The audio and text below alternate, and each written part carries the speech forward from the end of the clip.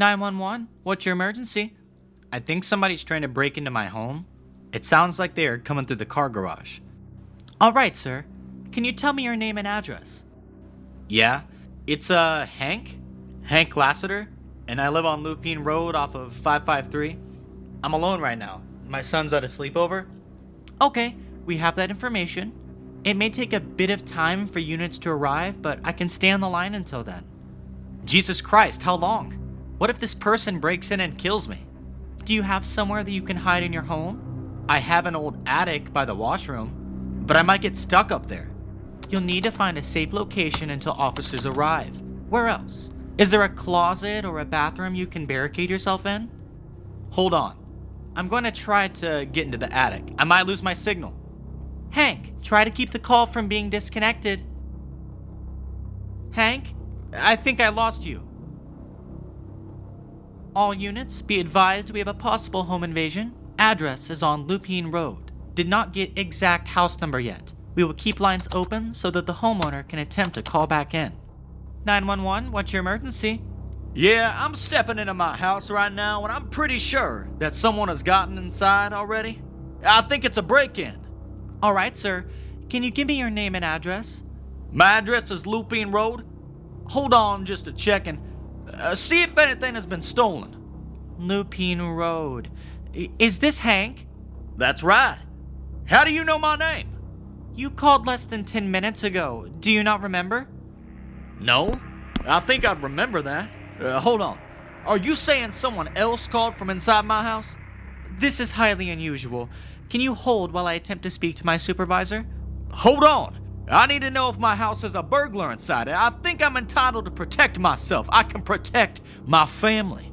My son's upstairs. I think. You aren't sure where your son's at? Like I said, I just stepped in the house. Can you tell me what's going on? Sir, my recommendation is you wait outside your home. We already have 2 officers on their way, and they will be there soon. This is rich. The invader called you? Wow. Guess that's smart. Sir, please be cautious. If there's a threat, you shouldn't enter your home. I'm not gonna crawl up in a hole and hide. I'm an American veteran. And no coward is gonna break into my home and get away with it. All units be advised we have a discrepancy with a secondary caller. At this moment, it is unclear who is the homeowner. Stand by for further information. 911, what's your emergency? This is Hank. I called earlier. That burglar is somewhere downstairs. I think they found my gun. Sir, if it's all the same to you, can I ask you a few questions about your home? What? What kind of game is this? We don't have time for 20 questions. Are there units on the way? How long have you lived at the residence? Are you really doing this? Look, I don't have time for games. I want this handled before my son gets home. I don't want him walking in and getting hurt. I'll go down there and defend myself if I have to. I won't die in this hidey hole because y'all are busy trying to find out my life story. We're doing our best to assist you, Hank. But there's been a bit of a kink in the plans, so to speak. The person inside your house is also claiming to be you. What does that even mean?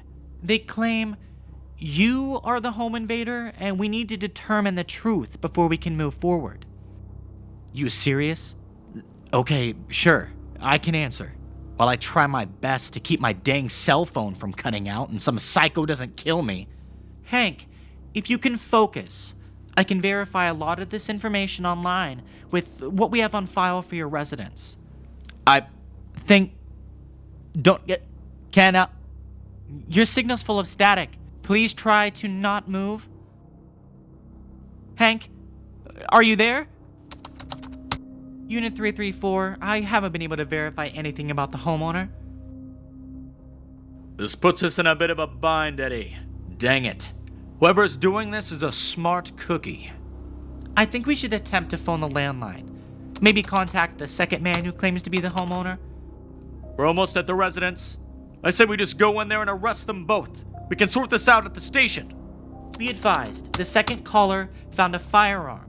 I would consider them hostile. The first caller is hiding in the attic. If I were to toss a coin, I would consider them to be the homeowner. Try and make that call, Eddie. You got 5 minutes before we bust the door down. Hello? Who is this? This is emergency dispatch, Mr. Lassiter. I called your landline. Have you located the burglar? I think they're in the attic. I fired a few random shots, but they haven't come down. Sir, you need to listen to what I'm telling you right now. Lower your weapon and go outside. The officers will come in and find the other person inside your house. Why am I not allowed to defend my home? This is my property. Come out from there. I'm playing this game. This is my house. Hank, you can still be considered to be guilty of manslaughter if the burglar is unarmed. You need to comply with the law and let us sort this out. What a load of crap. Are you saying I have to prove that I own this house? We can get this all sorted out at the station. We will arrest the person in your attic, but you must comply. Hold on. Someone else is trying to call. You need to leave my home now. I have an axe, and I will use it against you. Don't do anything stupid. Your home? Your home? You want to take that bet against my Mossberg rifle? Be advised, police are entering the home now.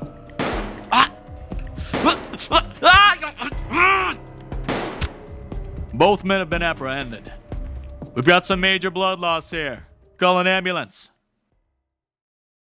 The two callers, both claiming to be Hank Lassiter, were taken to the local Bethlehem Medical Center, where tests were run to determine their true identity.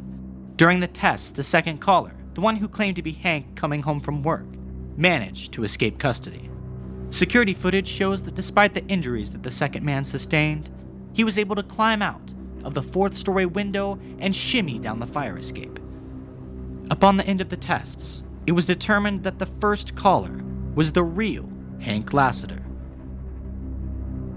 The police were able to apprehend the second caller and determine that it was a neighbor of Mr. Lassiter named Michael Wiend.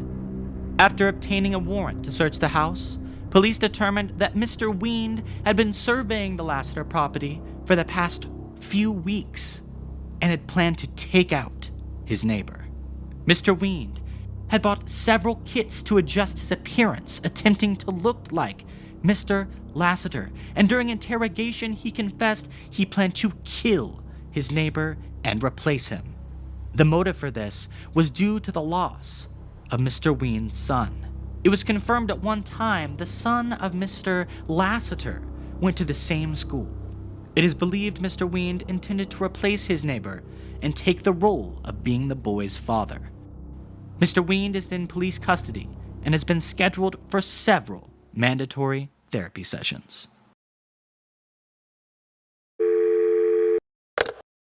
911, what's your emergency? For kicking me out of your little group. The little psycho ruined your pristine clique? Oh, I was unhinged? Nah.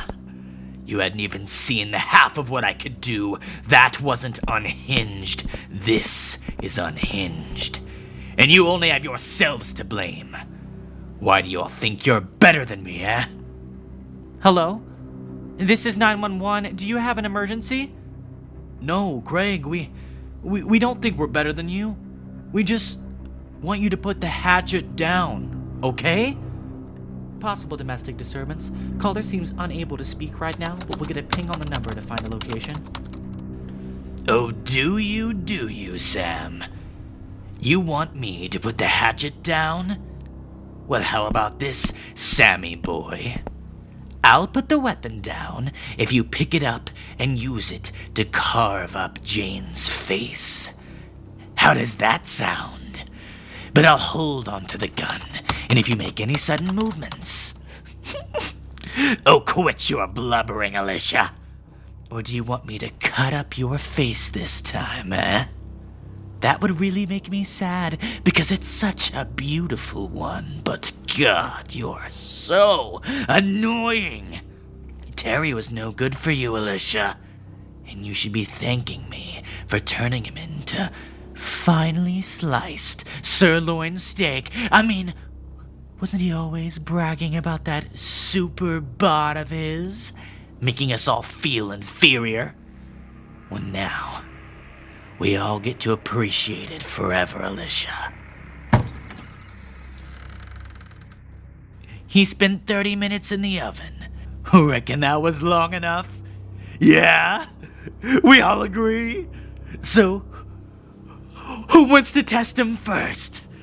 Who wants to see whether he tastes as good as he thought he did? Please stop!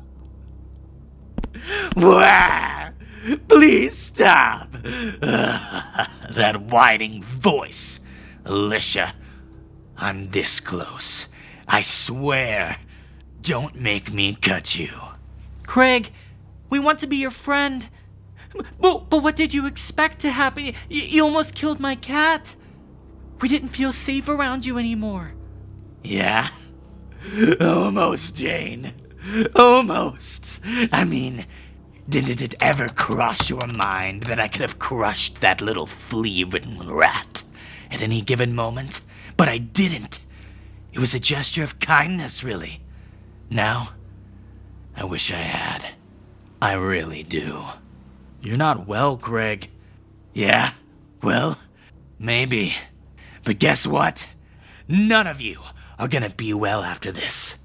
And then you'll finally know what it's like to live in my world. We'll all be crazy forever. Hey, maybe I'll be able to join the clique then. Address located. Whoever's on the end of this line, if you can hear me, know that officers are on their way. Okay. I'll go first. I swear to God, Alicia.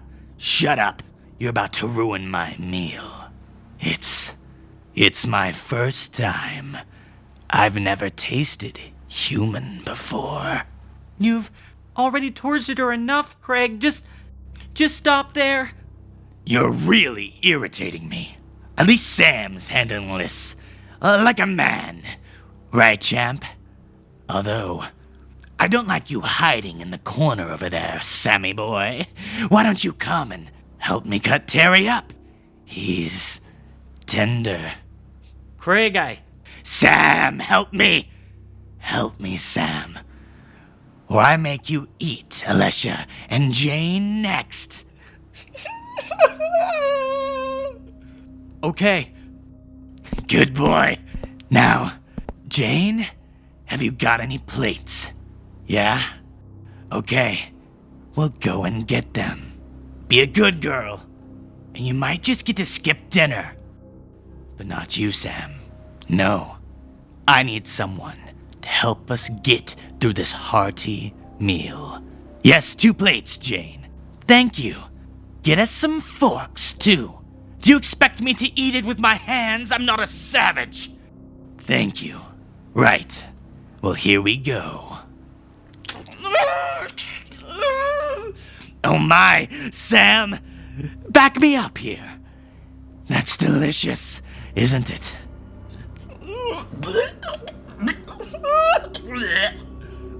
Sam! That's rude. That's so rude! Try again, you're not done. And keep it down this time, or I swear to God. Good boy. Very good boy. So how did it taste the second time? good, Greg. It tasted good. I get emotional after a good meal too, Sam. I really do. And we both finished our plates. But am I going to be the one to address the elephant in the room? The 6'7" tattooed elephant on the living room floor. I mean, look at how much of poor Terry we have left. That was just one of his arms, Sam. This won't do it all.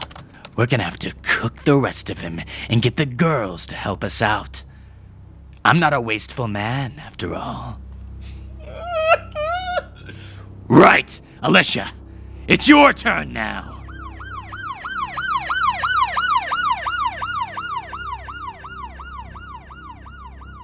What the? Who did something naughty? Who rang the police? Sam, was it? It was you, wasn't it? skulking in the corner, staying away from the action. I pay too much attention to the girls. It's always the pretty ones that distract you. Right. What's your... there! Hello there? To whom am I speaking on this delightful evening? Sir, responding officers have arrived at the scene. We're gonna need you to... Nope! I'm gonna need you to tell me who I'm eating next. If you could just put down the... Give me the name, piggy. Oh, okay. It looks like I might be rushed into making a decision here. Craig, don't do anything rash. A name. Or they might all meet the chop. Chop, chop. Time is ticking. I'm gonna give you 3 seconds before I blow a hole through each of their brains. 5, 4, 3, 2! Me? Just choose me! Craig Johnson was gunned down at the scene of the crime. Sam Wood, Jane Harper, and Alesha Cole were unharmed. Terry Jackson's body was brutally mutilated beyond recognition. Craig Johnson was severely mentally unwell, and whilst that was the reason for his friends cutting ties with him, it was also, sadly, the reason for his unfathomable, savage attack on them that evening.